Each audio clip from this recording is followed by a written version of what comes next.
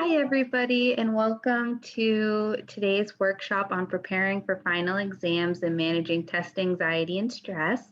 My name is Melissa Rogers, and I work for the Multicultural Student Center at Bristol.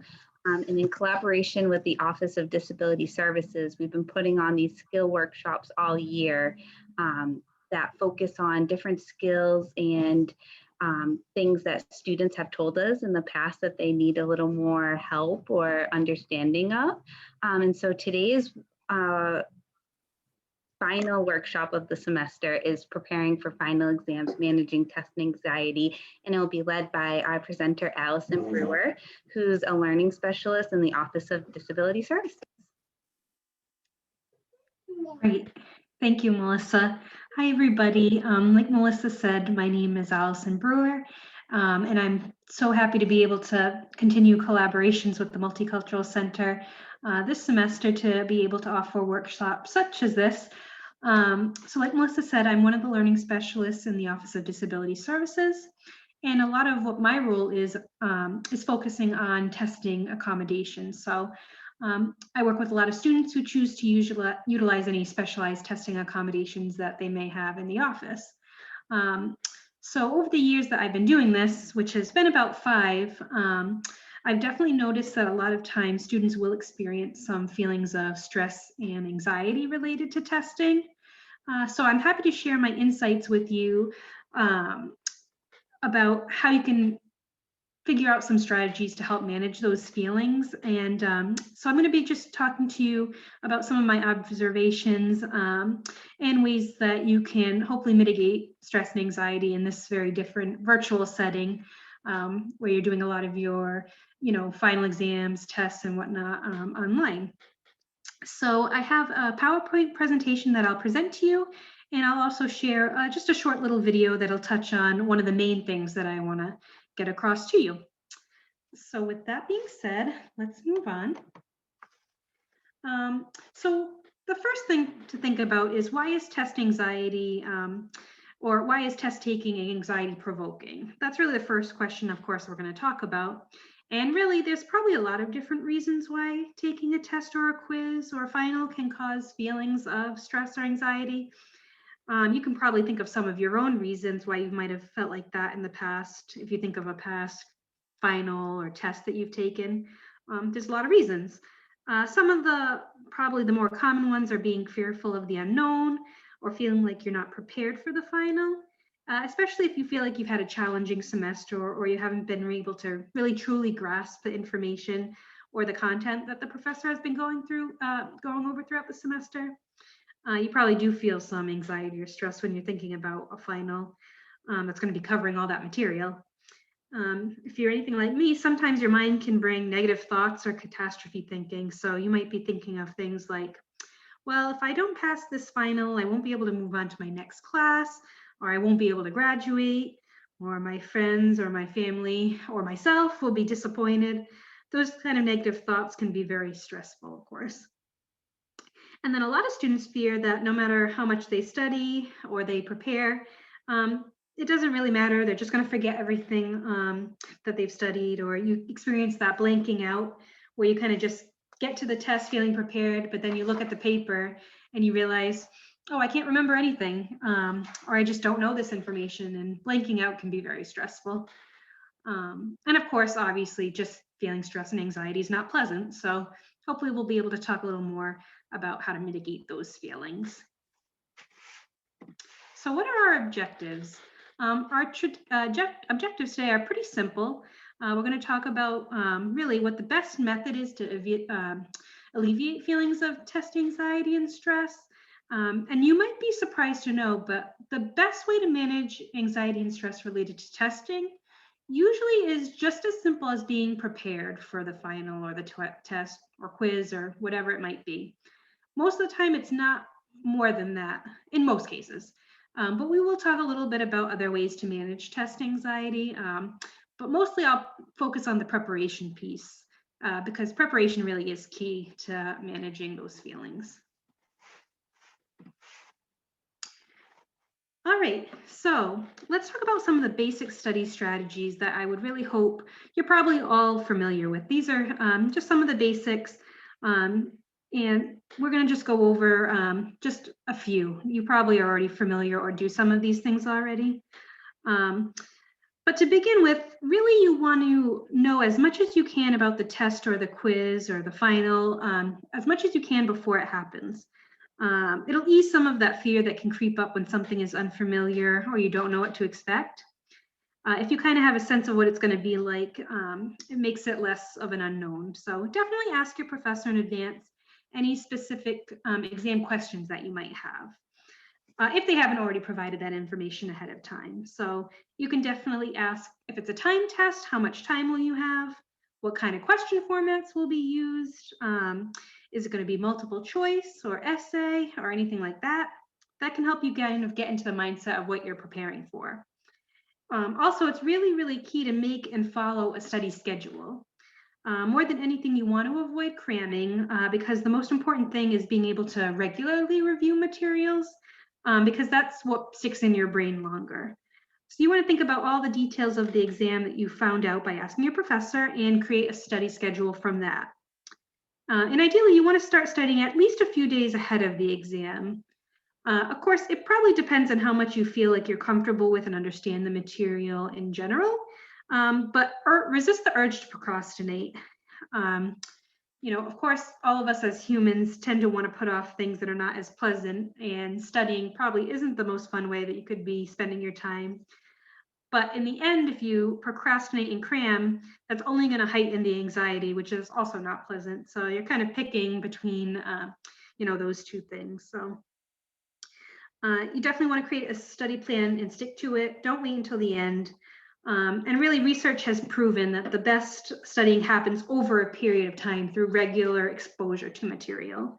You're just not going to remember as much or retain as much information if you cram the night before, even though you're doing it really close to the time the exam is happening. You want to chunk your studying up and give yourself a break. Some students like to study for maybe 25 minutes and then give themselves a 5-minute break. That's always a good idea. Anything kind of chunking like that. You don't want to tire yourself out while you're studying. So take study breaks, limit your distractions when you're studying so that you're actually paying attention to what you're studying and you don't just have the materials out in front of you, but you're not really focusing on them. At this time, we're all working and studying from home. So try to find a place in your house where you can really focus on, your set study time. And also study at a time that you feel like you learn best. So if you're someone that retains information better in the morning, study in the morning. Or if it's, the opposite for you and you feel like you study better at night and are more focused then, do it then. You just have to find out what works for you, and it's different for everybody. Of course, gather and organize your study materials ahead of time. So when you're getting ready to study, you're not just spending time trying to find out what you actually need to study. Organize, get your notes out, get your textbooks out. If your professor provided articles for you to read over the semester, get all those together. Maximize that time that you've set aside to studying. So that kind of goes hand in hand with time management, I think. So yeah, that's basically what I wanted to focus on with the basics. So let's move on. So now that you've taken all the time, you've gathered your materials, it's time to actually start using them to study. So I would suggest definitely look over all of your past quizzes and tests and any study guides that your professor might have provided to you. When you're looking over your tests and quizzes from the past, hopefully they've been graded and given back to you by your professor. And it's a good idea to look for any patterns of types of questions you might have gotten wrong in the past.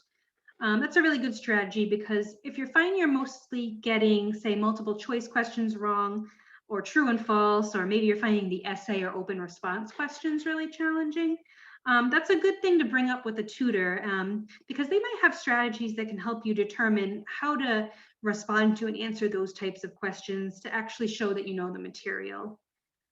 It's also good to look at any study guides that your professor has provided, because if they've taken the time to create a study guide, it's pretty likely that that's the material that you're going to find on the test.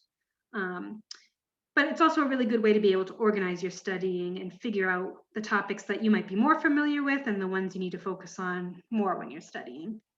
Definitely, you can create your own study guide if your professor hasn't provided one. You could always look at your syllabus for the class and notes and things that you've been covered up to that has been covered up to that point in the semester. And you can create one topic by topic or chapter by chapter, whatever works best for you. Also, it's super important if you can take any practice exams that might be available to you. Maybe your professor is using like an online source called something like My Math Labs, any kind of online system where studying and practice tests are available. Definitely do that because practice tests are one of the best methods that you can use to study because it's a very active way of preparing.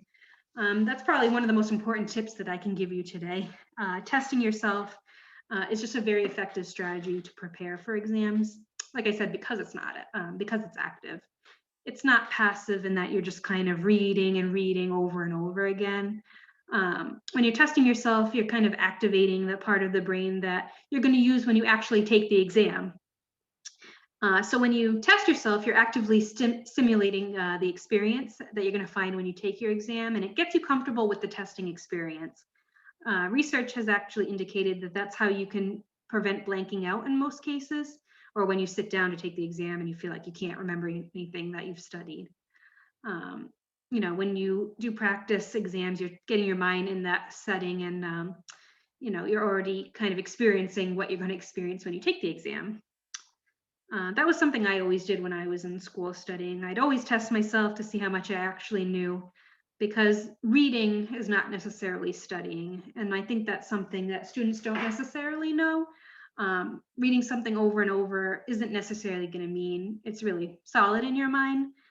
So definitely use the strategy of testing yourself. And I'm actually even going to show a video in just a little bit that really proves that that's a really effective way of studying and preparing for exams.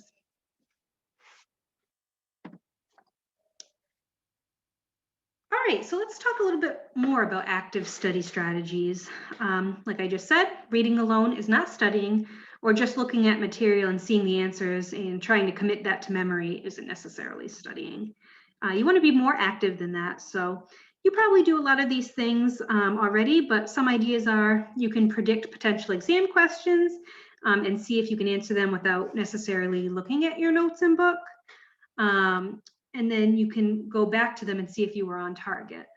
A lot of students like to use flashcards that can assist with memorization or those rote memory skills like memorizing dates or names of people or things like that. A lot of the time you'll find that in history classes, you might have to do some memorization of dates or important things in history. You can definitely practice recall of information from previous study sessions that you might have done. So I talked a little bit about spacing out your studying with a study plan and chunking studying. So what I used to like to do was I would make a list of everything I would need to know for an exam, and then over a period of days, I would study in chunks. So say I was in a history class and I had to study information about the Civil War. I might, on the first day of my studying, I might focus on all the facts related to what led up to the Civil War or what happened prior to that. I'd study all that information, and then the next day I would go to study. Maybe I'd be studying events that occurred during the Civil War. But before I studied that, I would always make sure I went over the things I had studied the day before, so what led up to that event. Try to recall what I learned and studied the day before, and then just keep building on that. Build on it with the new material, and that's a really effective way to be able to commit things to memory long-term because you're consistently seeing the material. Definitely you can think about any vocabulary you need to know, create a list. You can study definitions, but also how to apply those concepts to broader ideas. If it's an essay question, sometimes professors will let you know what essay questions you might find on the test ahead of time. They might say something like, there's going to be these three essays on the test. I'm going to have you pick two. You might have to pick, answer two of the three. It's always great when they do that because then you can actually start thinking about how you would potentially answer those questions, and you can do practice ahead of time with writing them. Again, you want to get your mind thinking of what the exam is going to be like. Of course, I want to emphasize you want to pay attention to note important points in your notes that your professor might have emphasized quite a few times over the semester. Because again, if they've taken the time to emphasize them over and over, it's probably really important information that they want you to take away from the class. So pay attention to that. Sometimes students say, oh, I don't know what to study or how to focus, but those are some of the ways you can narrow it down. Look at the syllabus, think about the things your professor has talked about multiple times. If your professor has assigned reading, which we're gonna get into reading textbooks in just a minute, but they've probably been intentional about what they want you to pay attention in readings. And of course, if they've provided a study guide, they've done that for a reason again, so pay attention to that. You can always study with friends or with the help of a tutor. Sometimes that external motivation can be helpful. Tutoring is especially great because if you work with a tutor, they've already taken the class before and done particularly well. And that's helpful for them to be able to guide you in the right direction on how you should be approaching or preparing for the final. Studying with friends is good too. The only thing I would caution you about that is you want to probably keep the study group on the smaller side, and you want to really monitor how much work is getting done. Of course, sometimes when we come together with a group, it's easier to get sidetracked and start talking about things that aren't really related to studying, which is fine to do in the short breaks that you take, but you just want to make sure it's still a productive meeting. You can also try teaching material to somebody else, like a friend or a family member, especially if they're not really familiar with the material. See if you can put it in your own words and that they can understand what you're talking about. And then, of course, make sure you go back and make sure you were on topic. So those are just some of the active study tips that I'd like to give to you today. All right, so we're going to move on to textbooks, which I know everybody loves reading their textbooks in their free time. But today I'm going to talk to you about the SQ3R approach to reading textbooks, which is a specific way that a philosopher actually developed for students to approach reading. And it's kind of stood the test of time in that it's been around for a while and people still keep going back to it. So it's definitely effective. So I'm just going to quickly go over what this approach is, and I'm thinking it'll probably make sense to you. So basically, with this SQ3R approach is the first thing you want to do is you want to open up the textbook that you're going to be reading, get to the chapter that you're focusing on, and the first thing you want to do is survey the chapter. So that's where that S comes in, the survey. And that basically just means you don't read the chapter in detail, but you kind of skim through it. You might be looking for headings throughout the chapter. There's probably a chapter summary at the end. You can read that. Look at any definitions or anything that could be in the margins of the text. Sometimes there's these little blurbs in the side with different additional information. You can use that to get yourself familiar with what you're going to be reading and just get your mind thinking about the topic, basically. After you've done that and you've got a sense of what you're going to be learning about, you want to create some questions based on the text. And you basically want to see if you can answer the questions after you've thoroughly read the chapter. So use the headings in the summary to create some questions and what you want to take away from the reading. I'd suggest writing them down so you remember what your questions are. And then that's when you're actually going to take the time, you're going to read the chapter thoroughly. So you want to go through the chapter, reading it slowly and seeing if you can identify the answers to the questions you've just created. I would say try to avoid highlighting as you read because that tends to be a really passive strategy. And a lot of the time students just get caught up with highlighting everything because they don't know what's important. So don't do that. It's not super helpful. Instead, you want to highlight after you finish a paragraph or a section. So, you're going through the section, highlight after you finish just for main ideas. Don't highlight everything, even if it all seems important. You can even consider reading out loud. Some students find that the two methods of reading with their eyes and hearing what they're reading can actually really solidify the information. So after you're done reading thoroughly, what you want to do is recite. And basically what that means is you want to see if you can answer the questions that you've created and write down the answers, but without using the text.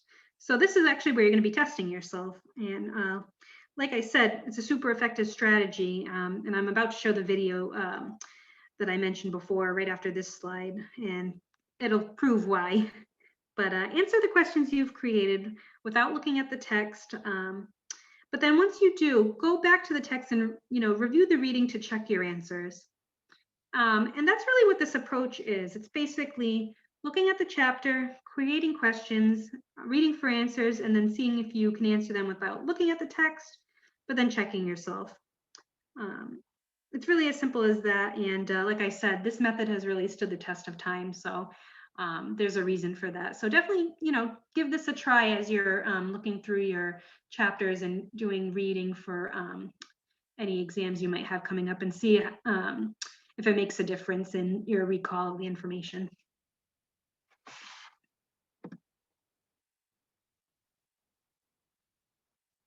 Alrighty, so let's move on to kind of break up my talking. Like I said, I found this video that I thought was really good at showing you why testing yourself, like I've been saying throughout this presentation, is really helpful for preparing for exams, and how it can help manage test anxiety and stress. So I'm going to play the video, and I'm hoping the technology will be good to us, but let's see this. It's only about 3 minutes long, and I think this will be really useful. So let's get into this. Over a decade of research on stress and memory has supported one seemingly obvious conclusion. When people are stressed, they have a harder time remembering things. However, this may not always be the case. In a new study published in the journal Science, researchers at Tufts University have found that the right learning strategy, specifically retrieval practice, also known as taking practice tests, can protect memory against the negative effects of stress. Typically, when people are under high levels of stress, they are not able to access information. So information that was previously learned cannot be retrieved. However, in the context of our present experiment, we found that those subjects who learned that information while engaging in retrieval practice were able to retrieve it even under those high levels of stress. To look at the relationship between learning strategies and stress, a team led by psychologist Ayanna Thomas and graduate student Amy Smith gave 120 student participants a couple of things to study. We have participants come in and learn the stimuli. So in this case, we had words and images. We had them learn either via study practice, they just study and restudy and restudy and restudy, or a separate group of participants engaged in retrieval practice, where they were asked to recall from memory all of the stimuli they could 3 times over. They come back on day 2. Half of the study practice people and half of the retrieval practice participants get stressed and half don't. Stress induction involves having participants give an extemporaneous speech and then solve difficult math problems. 7,468. That's incorrect. Subtract 19 from 4,781. 4,767. That's incorrect. During and after the stress-inducing scenario, participants took memory tests. The researchers found that stressed individuals who studied using retrieval practice remembered just as many items as their non-stressed counterparts. Participants who just studied the material over and over, however, remembered fewer items overall, particularly after stress. I see the application of this kind of finding broadly. I see it applying to students who experience test anxiety.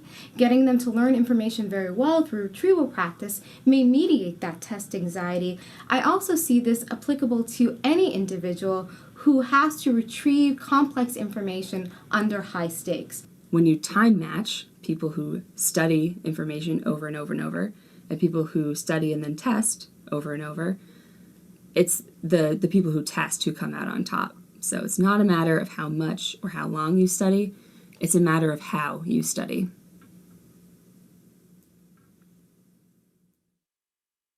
Over a decade of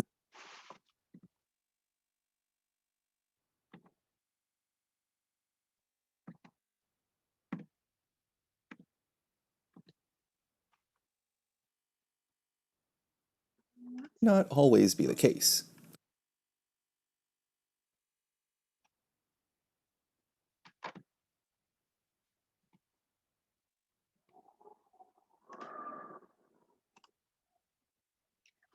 hopefully you found that video helpful. I really like that video for kind of proving the point that I've been trying to hone in on throughout this presentation. So now let's talk about preparing for this, these remote exams that you might be taking now with all this online learning that we're doing this semester still.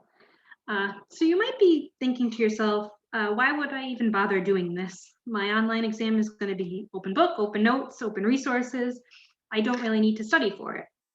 But I'm going to challenge you and say you definitely do need to study, even if your exam's online and you're allowed to use all your materials. So for the more familiar you are with the material and the information, the more time you're going to actually have to spend thinking about and answering the questions on your exam, rather than spending most of your time searching for answers in your notes or your textbook. That can take a lot of your time. And of course, some of the questions that you'll be asked, they might not even have a straightforward answer that you can find in your notes or your book. With an open book or an open, note exam, a lot of the time professors might be asking you like application type questions. So, please don't rely on, being able to just find answers in your book or your notes. You probably won't be able to just find questions and answer them quickly throughout the exam. It's probably going to take a little more time than that. And especially if they're asking you short answer or any kind of open response type questions, they're really going to want to get a sense of how much you understand the material and you can apply it to a question. So, of course, I know we touched on this before, but try to find a quiet, distraction-free place in your home that you can utilize while taking your exam.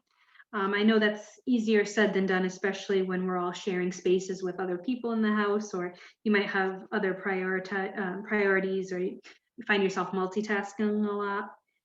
Even if you can tell the other people in your home that you're going to be spending a certain amount of time focusing on your exam, try to shut the door, that would be great. And also, you want to decide when you're going to take your exam, especially if it's going to be available for several days or hours. Sometimes professors for online exams will have them open for and available, say, for perhaps a week, and you can take it anytime that week as long as you get it done by the deadline. Decide when you're going to take the exam, and don't wait till the end or the last minute, because, as we know, things come up. It's as simple as that. You want to give yourself enough time to be able to take the exam and account for any challenges that you have, like any technical issues or anything like that. You want to have enough time to get in touch with your professor and let them know if there is an issue. Don't just log on an hour before the exam is about to close and rely on that, because that's usually when our computers will betray us, or we might have, difficulty getting through it. So if you are allowed to use materials, definitely organize them ahead of time. I know we've already said that. Don't spend too much time looking for answers. Just use your time at the end to kind of double check what your answers are. Spend most of your time answering and then the remaining time checking. So it's a lot more challenging when you have to manage your time at home. If you were in the classroom taking the exam, you'd really be aware of that. But just take note of how much time that you do have and pace yourself throughout taking the exam, especially if it's time. Hopefully that makes sense. So while taking your exam, I wrote down a few points that I specifically thought of that you want to be thinking about when taking exams at home. I would definitely suggest reading the directions slowly and carefully throughout for your exam, so you have a definite sense of what your professor is expecting. If possible, it's great to be able to preview the entire exam ahead of time. So if it's not set up where professors have it that you have to answer questions one at a time, if you're kind of able to skip through and move through the exam, it's a great strategy. You're probably used to doing that in person if you were to take, say, a paper test. I know a lot of students like to do that, and I always like to do that. I'd get the exam and then I would look through all the pages to see what the questions are like and just get a feel for it. So if your online exam is set up where you can look at all the questions ahead of time, definitely do that. And that can ease anxiety too, because you're a little more familiar with what's about to come. And another great test taking strategy I'm sure you all are aware of is to save the most difficult questions for last if you can. That can help build confidence. If you're able to skip through the questions and answer the ones you're more familiar with and confident with first, you can save the more difficult questions for the end. Don't rush through the multiple choice questions. This can be tricky sometimes with multiple choice questions because you want to read through all the options. Because sometimes you might see a multiple choice question and the 4 options or 5 options or however many there are. You see the first one and it sounds right and you just automatically click on that one. But sometimes there might be a better option that, the wording might be a little tricky.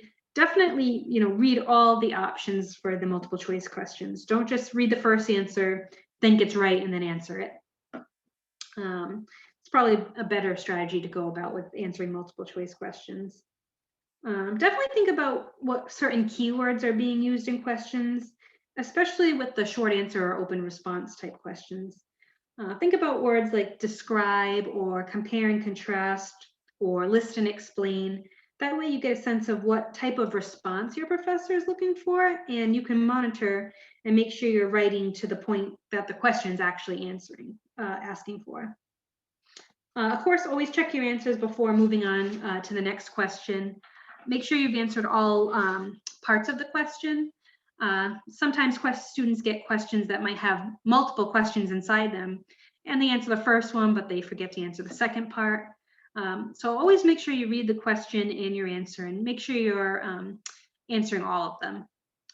And if you do have to write any essays or longer open response type questions, if time allows, try to create a brief outline first.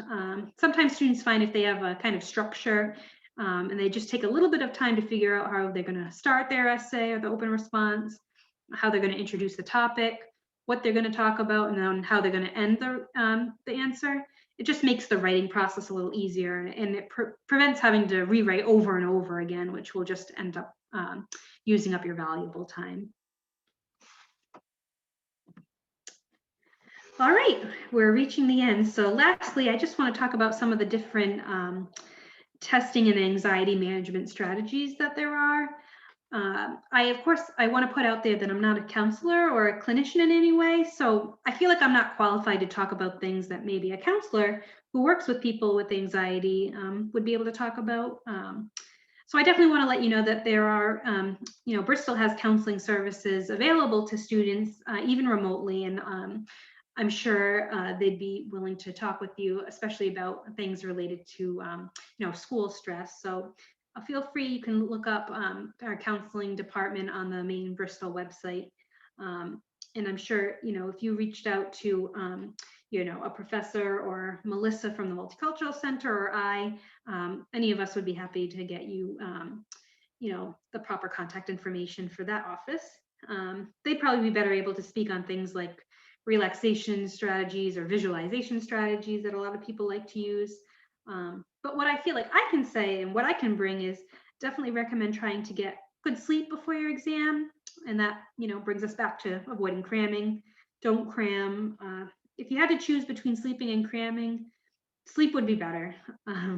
It's as simple as that. You want to be well rested for your exam, because if you study all night and then you're tired, you're not going to remember much of what you studied. Also manage your self-talk. I know that can be hard, but you don't want to be thinking about your score while you're taking your exam. You really want to be focused on the material.